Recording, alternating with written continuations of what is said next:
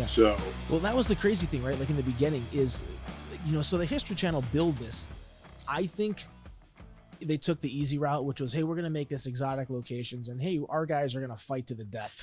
That's effectively what they wanted you to believe every episode. right. Each episode, Bill or Jason will perish. Like, and it's hard to have that sustainability, right? But if you've ever really trained or done martial arts or sports at a high level, you really can't. First of all, let's just call a spade, right? Like, it's ridiculous to think that anyone in their right mind could go to a foreign country, and even if you have the best training, even if you were training 10 hours a day, which we weren't, we were training a good 45 minutes a day. Everything else is driving, setting up, looking at shots. It's like football, right? Like there's like 7.5 minutes of actual football. We actually probably had 45 minutes of actual training every day, but like you can't really get that great, right? So for them to think we're going to have a real fight, and that's how they wanted to build a danger aspect of this at the end of the episodes, was challenging because we always had to figure out, how do we dial it in enough where this isn't, we're playing patty cake, and then not where the point where one of us gets injured, which obviously happens and did happen to us, and then we got to fly the next day to another country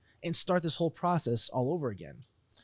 Were you concerned at all about getting injuries going into the show? Because my big concern before the first episode was like, are we legitimately supposed to like really fight, or are we? There was no medical doctors. I mean, we were in the middle of the jungle in Thailand, and like I was the closest thing to an MD, and that's a far cry from an MD. Yeah. I was, you know what? I was just as concerned as you were, because I came from a world where there were doctors and trainers, and you got hurt and the ice was right there. So I knew what I had signed up for, but on the same note, like we went into these fights not even knowing what the other guy was thinking.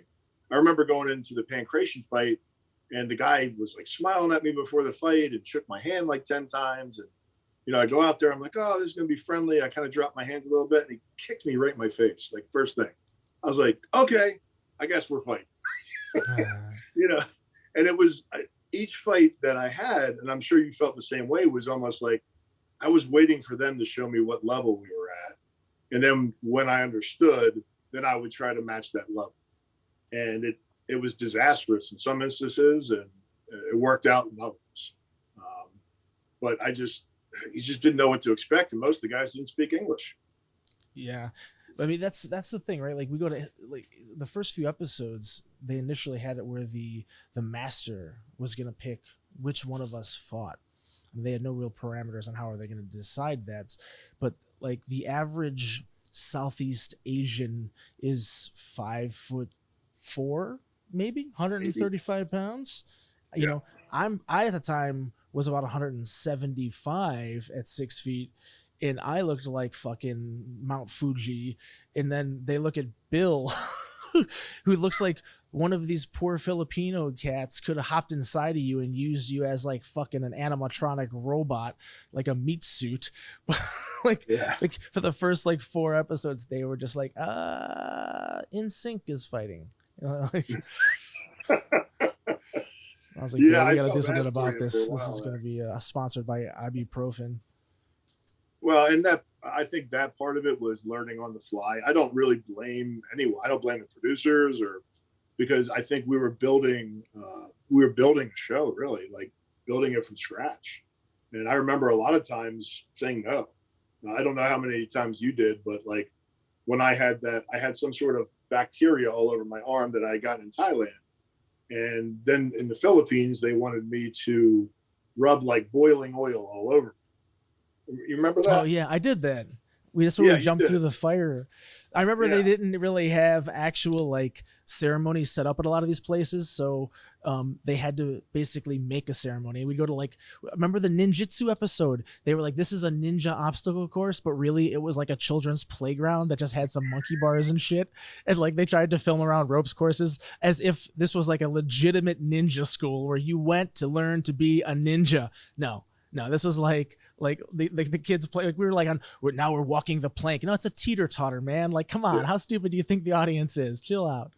But it's the same thing. We did the boiling water. That was like a carnival or some school fair, and they tried to make it look so intimidating.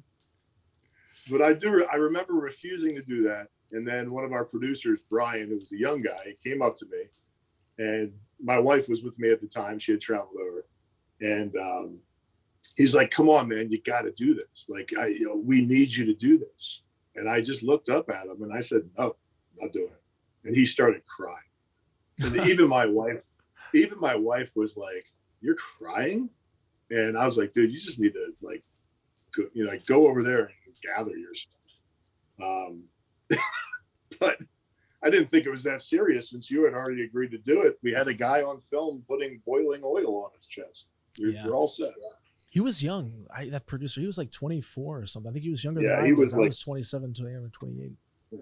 I mean, super nice kid, but when a 300-pound man tells you no, he means no.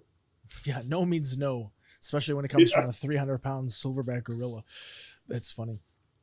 Yeah, I mean, I think that like it was a very surreal experience because for whatever level of shitty defame like we achieved with that show, like you don't really notice until you do, right? I remember being in a movie theater and it was so trippy because like before the movie there was like some trailer. It was that trailer we filmed in New York for like the pump of like our show, and they had that weird song playing and like slow motion, us getting our asses kicked and like blood splattering out and stuff. And I was like, that's pretty cool. That was pretty neat. I should have been on a first date. That would have been like an instant closer, right? Like, oh, does that guy look familiar? No, not the bald guy, the other guy. What was your biggest takeaway, Jason? Man, that's a tough one. I think that like my biggest takeaway was probably the martial arts aspect of it. Because can we just be honest for a second? Like, so many martial arts are just complete bullshit nowadays. They don't have, our show, and I had this drilled into our head, right, was to explore the history and culture of the various martial arts and the cultures and the people. It was so like scripted, right, with here's what you got to say. And I respect martial arts for different reasons, but the problem and the analogy I always give is like, if you like I got into martial arts because I got picked on and beat up as a kid, and like like those bullies, like I hated going to school because like those dudes are like, one would watch the door, the other one like be beating the shit out of me, and I was little, and these dudes are like the ones who went through puberty at 12 years old, and I'm like with gangs and shit. So I get into martial arts, and like the problem is if you can't fight and then you go take karate, well, now you have a false sense of I can fight because some shit that we did together for 9 minutes, and we did this routine, and I broke a fucking a wood board, and now I got a purple belt or a green belt. Now I think I can fight. Now you have a false sense of security, which before I had to develop wit. But if I was into karate, I then would have got my ass kicked more because I'm like, oh, I know some karate, because that's just linear, right? Like karate, in a lot of these martial arts, they're just kind of like they're not the one's better than another, but in terms of real world practicality, there are like, okay, they're better. I'm not gonna mince words, man. Like Muay Thai is better than karate. Like karate sucks. Like karate's not a great martial art. Like, let's be honest. In terms of like real world, that's one of the things. Yeah, that's one of the things that like I really took away was the Krav Maga episode, because Krav Maga here in the U.S. It's like it's pretty mediocre at best, but in Israel, I mean, there's 7 million people surrounded by 41 million people that just they all hate them, and like they're constantly at war. That's like they have to not only think about how do they real world situational and practically defend themselves, but likely their family, their friends, and they're dealing with these chaotic situations. So they had a very good like the way they looked at it in terms of like mindset versus like here's a bunch of linear moves that are important. Yeah, I remember those guys, the bodyguards, when I got up at the sushi place in Israel to go to the bathroom, and like 2 of the guys stood up to go with me. I'm like, I think I got the bathroom covered, guys. But that, like, that's their mentality. They were told to protect us, and they didn't care where we went. They were going to protect us, which I thought was really cool. I really did. Yeah, that was fun. I was surprised with all the flights that no one ever missed a connection. We had like an infinite amount of flights. I mean, especially coming, for you were going East Coast to the Midwest, to the California, to over to Japan. I mean, some of the times we'd be flying 20, 30 hours to get to a destination. And then it's like wake up the next morning at 5 a.m. because we're going to go drive, 600 kilometers and go swim with leeches, because that'll teach you how to center your chi. Right. Yeah, those were my favorite mornings. What was your favorite episode? My favorite morning was when I had to break up our director, Patrick Lee Bell, and our head camera guy, Foster. What was his first name? It's Brian? No. No, not I'm so bad with names. uh, Eric? I know his last name. No, Eric Futrell Eric and Futrell. Ugh. Foster. Well, irregardless, he's a great guy. But they were going to fist fight right there in front of the hotel in Tel Aviv because Pat told our camera guy that he was a coward for not wanting to go film at what was it, Ramallah? I think it was the Gaza Strip.